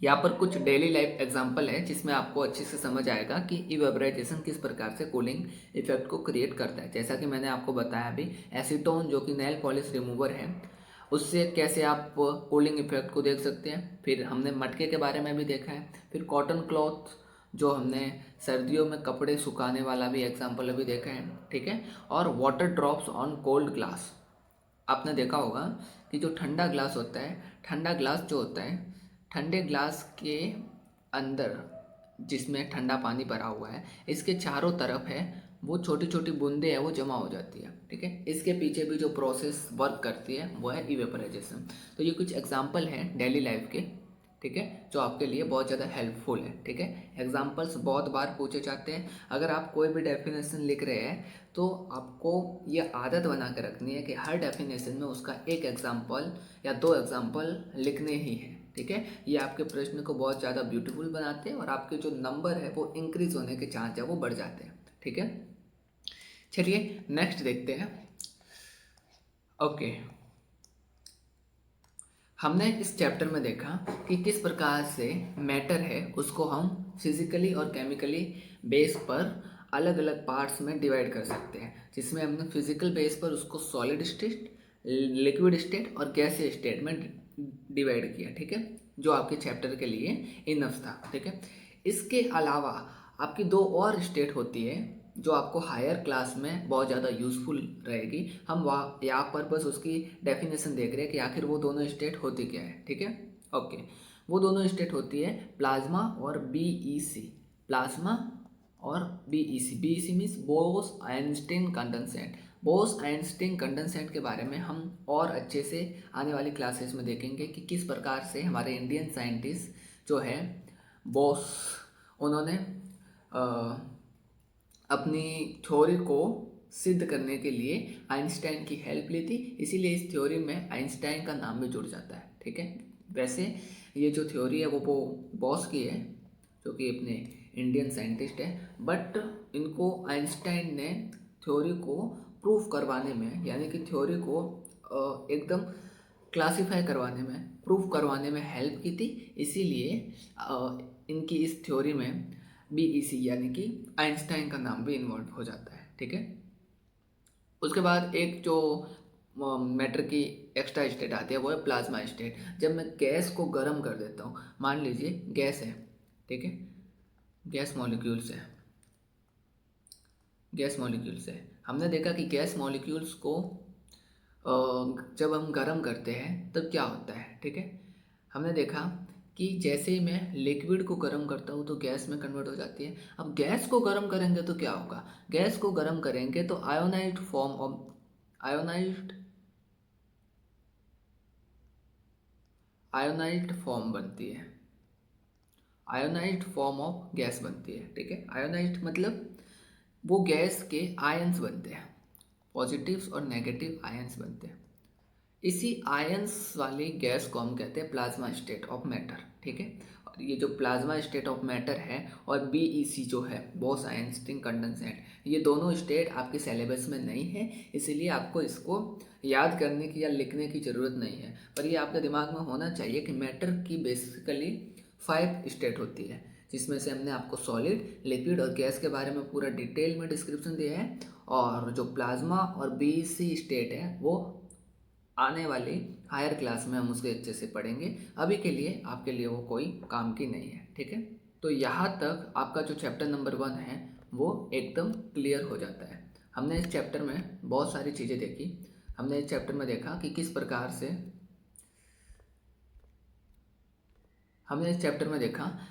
से हम एक मैटर को समझ सकते हैं। एक मैटर का मतलब होता है जो स्थान करती है और जिनके पास अपना एक मास होता है। ठीक है, फिर हमने देखा किस प्रकार से मैटर को फिजिकली डिवाइड किया जाता है। हमने इसको सॉलिड, लिक्विड और गैस में डिवाइड किया, उनमें मेन डिफरेंस देखे और एक दूसरे में उनको कैसे चेंज किया जा सकता है, और इनके अलावा बहुत सारी चीज़ों को हमने एक्सप्लेन किया।